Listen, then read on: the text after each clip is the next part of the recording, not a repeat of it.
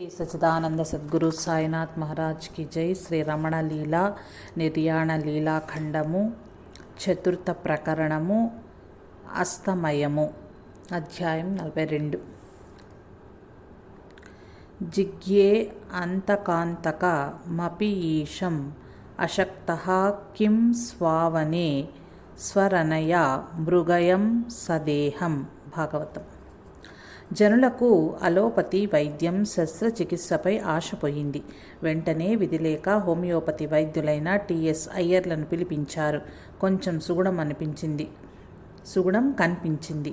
స్వామి ఆసుపత్రి నుండి దర్శన హాలుకు ఎదురుగా ఉన్న చిన్న గదిలోకి చేరారు. దాని దారిలో కూర్చుని భక్తులకు దర్శనమిస్తున్నారు. వేదపారాయణం మొదలుపెట్టారు. జనవరి 5వ స్వామికి 70 ఏళ్లు నిండాయి. కానీ జయంతి ఉత్సవంలో ఆనందము ఎవరిలోనూ కనిపించలేదు. ఫిబ్రవరి మధ్యలో ఇదివరకు గ్రంథి లేచిన దానికి క్రింది భాగంలో మరలా ఇంకొకటి కనిపించింది. వైద్యుడు అది కాదు అన్నాడు. రాఘవాచార్యులు ఇతరులు పరీక్షించగా అది విషగ్రంథి. 1 వారమయ్యింది. తర్వాత హోమియోపతి వైద్యం కూడా విడిచిపెట్టారు. మలబార్ నుండి ఆయుర్వేద డాక్టరు మూసు వచ్చారు. ఆయన పుండుపై పూతను లోపలికి మందులను ఇచ్చారు. కానీ ఉపయోగం లేదు. గ్రంథి పెద్దది అవుతూనే ఉంది. స్వామి దేహం మరింత బలహీనమవుతోంది. రక్తం క్షీణిస్తోంది. స్వామి ముఖం మాత్రం యథాప్రకారం సహజమైన కాంతితో ప్రకాశిస్తోంది. దానిని చూచి కొందరు జ్ఞానులకు దేహ సంబంధం లేదు కనుక వారు బాధను తెలుసుకోలేరు అని సిద్ధాంతీకరించారు. వాసిష్టంలో జ్ఞానికి తన దేహం మీద చందనం పూసినా అంగం ఖండించినా ఒక్కటే అని ఉంది. దేహానికి బాధ కలుగుతోందని ఒక్క మాటైనా స్వామి అనలేదు. వారికి బాధ ఏమిటి అని కొందరి అభిప్రాయం. తమ దివ్యశక్తిచే బాధ లేకుండా చేసుకున్నారని కొందరు అన్నారు. ఈ మాటలకు మూలము కొంత వేదాంతము, కొంత భ్రమ అనుకోవచ్చు. దేహ బాధ లక్షణములైన వాటిని ఎందరో చూచారు. నిద్ర పట్టకపోవటం కాకుండా ఎన్నోసార్లు స్వామి అబ్బా బాధ అంటే ఇదా అమ్మా అని మూలగటం విన్నారు. జ్ఞాని దేహానికి బాధ ఉండదు అనటం ఎటువంటిదంటే వారి దేహాన్ని కోసినా నెత్తురు కారదు అనుట వంటిది. తత్వం ఏమిటంటే జ్ఞానం కలిగిన తర్వాత వ్యక్తిత్వం లేదు కనుక ఉపాధి బాధపడుతున్న ఒక వ్యక్తి ఉన్నట్లు ఆ వ్యక్తికి బాధపడుతున్నట్లు అనుట పొరపాటు. దేహం పాంచభౌతికం కావున దాని బాధ అది అనుభవించును. దేహాన్ని జ్ఞానిగా వ్యవహరించేవారు జ్ఞాని కూడా బాధను అనుభవిస్తారని అనక తప్పదు. మనం ఇక్కడ గమనించవలసిన విషయం ఉపాధి శరీరం బాధ ఎలా సహింపబడుతోంది. రమణుడు అనగా జీవి ఉన్నదనే కానీ రమణ దేహం దానికి భిన్నమైనదని మనం వ్యవహారంలో చెబుతున్నాము. కానీ రమణ పేరు కలిగిన వ్యక్తి బ్రహ్మంలో లీనమై ఉన్నదని ఊహించలేకున్నాము. ఆ దృష్టిని అనుసరించిన రమణుడు చూపిన అద్భుత సహనశక్తి ఆయనకు చెల్లును. కానీ ఇతరులకు సాధ్యమయ్యేది కాదు. అలా కాకుండా బాధ లక్షణాలు యథావిధిగా కనిపిస్తే భక్తులు అల్లాడిపోతారు అనుకున్నారో ఏమో. ఎక్కువ కాలం ఆ బాధ లక్షణాలను ప్రదర్శించుట నిరోధించారు. సాధ్యమైనంత వరకు శరీరమునకు సంబంధించిన మామూలు కార్యక్రమాలు జరుగుతూనే ఉన్నాయి. సూర్యోదయానికి ముందే స్నానం, ఉదయం సాయంకాలం భక్తులకు దర్శనం అనుగ్రహించటం, ఆశ్రమ లేఖలను చూచుట, గ్రంథములను ముద్రించుట, పర్యవేక్షించుట మొదలైన కార్యక్రమాలు జరుగుతూనే ఉన్నాయి. కానీ జనవరి తర్వాత శరీరం ఇంత పని చేయుటకు సహకరించుటలేదు. కొంతకాలం వారు చిన్న గదికి వెళ్లే దారిలో కూర్చుని దర్శనమిచ్చారు. తర్వాత దానికి కూడా శక్తి లేకపోవటంతో వారు ఉన్న గదిలోనే ఉండటము, భక్తులు వరుసగా వారిని చూస్తూ వెళ్ళిపోవటము జరిగేది. మార్చి చివరి వరకు ఈ వైద్యం వల్ల ఉపయోగం లేదని తెలియటంతో అందరి కోరికను భగవాన్ అంగీకరించినందువల్ల కలకత్తాలో ఉన్న ఒక కవిరాజుకు టెలిగ్రామ్ పంపారు.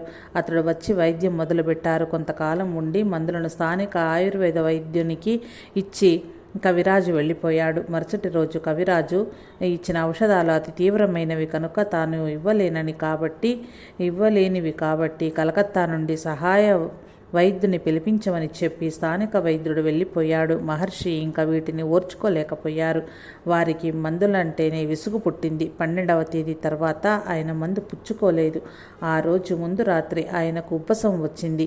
వారి బంధువులలో ఒకరు మత్తుమందు ఇస్తామని చెప్పగా 2 దినములలో పోయేదానికి మందు ఎందుకు అన్నారు. అందువల్ల స్వామి తమ రోగాన్ని తామే తగ్గించుకుంటారని ఆశించారు. కానీ 2 రోజులలో పోవును అన్నది రోగము కాదు. చివరి వరకు స్వామికి స్మృతి తప్పలేదు. 13వ తేదీ మేష సంక్రమణం. 14వ తేదీ డాక్టర్లకు అపాయం వెంటనే కలుగునని తోచలేదు. ఆ ఉదయం స్థానిక వైద్యులు కూడా అదే అన్నారు. ఆ సాయంకాలం వేలూరు నుండి ప్రభుత్వ వైద్యులొకరు వచ్చి 6 గంటల సమయంలో ఇప్పుడు అపాయం లేదు, మీరు భోజనం చెయ్యండి అని జనులకు చెప్పారు. స్వామిని ఏ ఆహారమైనా తీసుకోమని ప్రార్థించి నారింజ రసం ఇవ్వబోయారు. స్వామి మొదట నిరాకరించారు. కానీ అతని దీనస్థితిని చూచి 1-2 చెంచాల రసం స్వీకరించారు. రాత్రి 8 గంటలకు స్వామి తమను కూర్చోబెట్టమని అన్నారు. అనగా దిండును ఆనుకుని కూర్చుండుటయే. మూతపడి ఉన్న స్వామి కుడి కన్ను నుంచి ఎందుచేతనో చెంపపై నీళ్లు ధారగా కారుట ప్రారంభించాయి. కొంతసేపటిలోనే ఊపిరి పీల్చుట కష్టమైంది అని తోచి డాక్టర్ కృష్ణస్వామి గారు ఆక్సిజన్ పన్నెలు ఇవ్వబోయారు. స్వామి ఎందుకు అన్నారు. చిత్రంగా ఇదివరకు కదలటానికి సైతం వీలు కాని ఎడమ చేతిని సర్దుకున్నారు. 1 అరగంట ఈ విధంగా గడిచింది. స్వామి నోటి ద్వారా ఊపిరి గ్రహించుట కష్టమవుతోంది. ఈలోగా హాలు ముందు వరండాలో కూర్చున్న జనం అరుణాచల శివ, అరుణాచల శివ, అరుణాచల శివ, అరుణాచల అని అక్షర రమణమాలను కీర్తించుట మొదలుపెట్టారు. ఆ భయంకర క్షణం వికృతి నామ సంవత్సర చైత్ర బహుళ త్రయోదశి పూర్వాభాద్ర నక్షత్రం శుక్రవారం రాత్రి 8:47 గంటలకు. నోరు కొంచెం తెరుచుకొని అలాగే ఉంది. శ్వాస నిలిచిపోయింది. ప్రాణం జారిపోయింది. ఆ క్షణంలోనే దర్శనం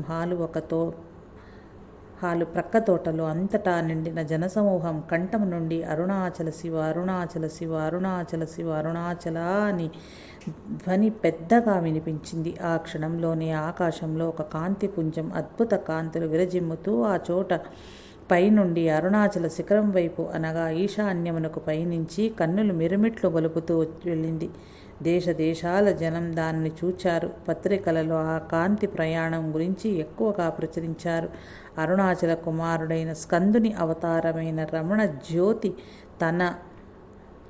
తన సహజ రూపము ధరించి తన స్థానమైన ముఖము నుండి వెళ్ళిపోయి పరమేశ్వర స్థానమైన ఈశాన లోకానికి ప్రయాణించింది.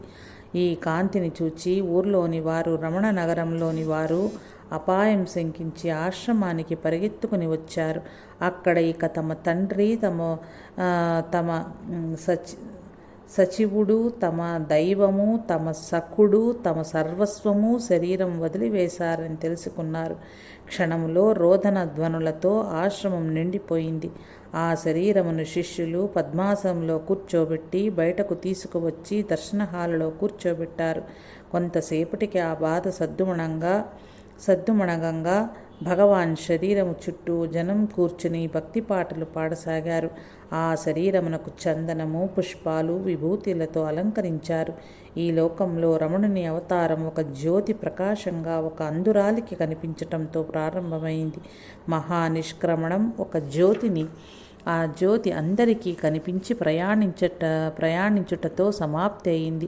మర్నాడు ఉదయం ఆ దేహమునకు వేద ఘోషతో జనసముద్రం మధ్య అభిషేకం, పరిమళ వస్తువులతో నిండిన పాలు, పంచామృతం, తేనె, నీరు మొదలైన వాటితో జరిగింది.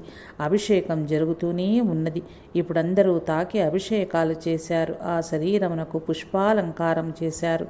మాతృభూతేశ్వర ఆలయానికి ఉత్తరాన ఉన్న మునుపటి ఆశ్రమం హాలు దక్షిణం వైపు ఇంతకు పూర్వం భోజనశాల ఉన్న ప్రదేశంలో లోతుగా ఒక గుంటను త్రవ్వారు. చప్పరంలో కూర్చోబెట్టి ఆ శరీరమును అక్కడికి తీసుకుని వచ్చారు.